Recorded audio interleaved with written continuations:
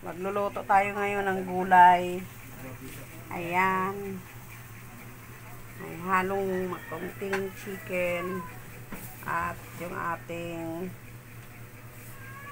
bawang at sibuyas. Ayan guys, tubig lang siya. Pinakuluan ko na yung tubig kasi hindi siya pwedeng lutuin ng mantika. Bawal. Ilalagay na natin yung ating bawang saka sibuyas.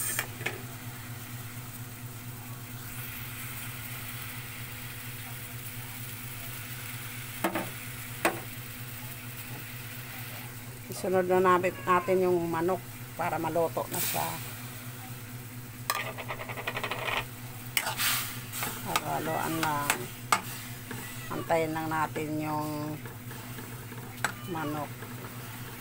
Breast ito guys. Kasi bawal yung may balat kakataba. Ayan, pakuluan lang muna natin yan.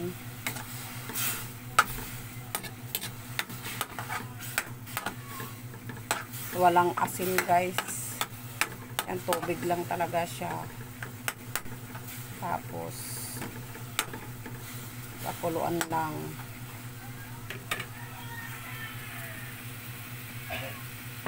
Antayin lang natin medyo maluto na yung ating manok.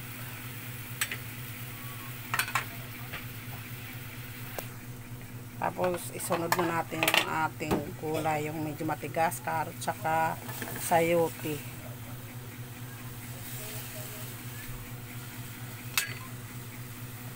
Inuuna lang yan siya para mabilis na maluto.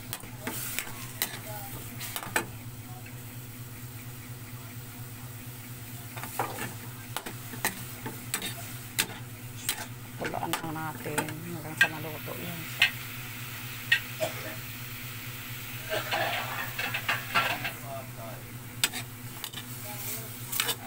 Halo-halo lang natin.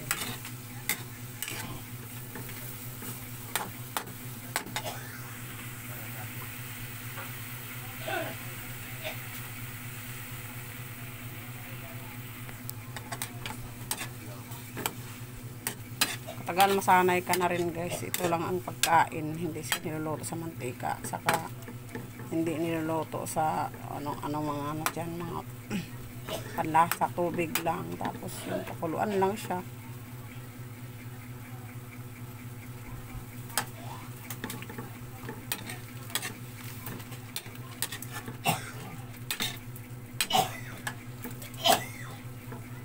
Ayan ang ating gulay with chicken.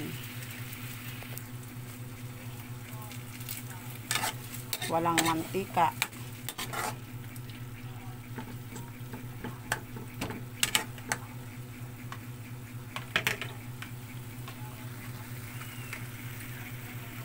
Walang asin.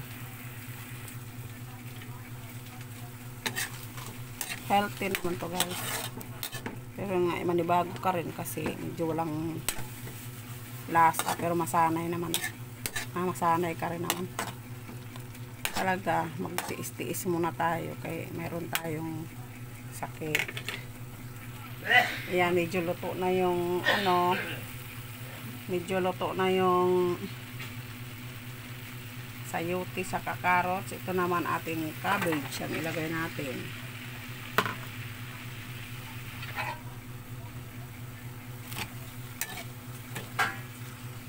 Haluin lang natin.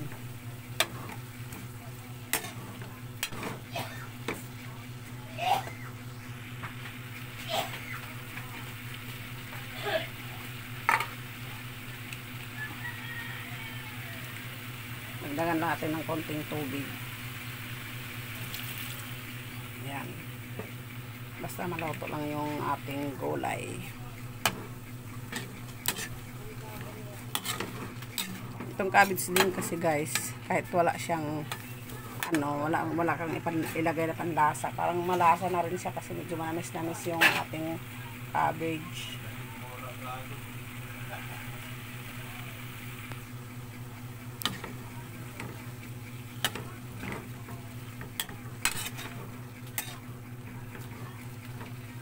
Ayan, malapit na maluto ang ating masarap na gulay.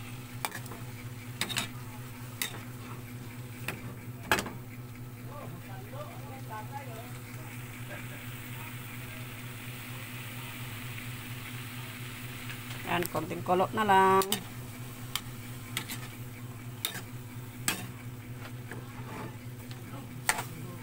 Ayan, luto na guys. Pangit din pag overcook. Thank you for watching.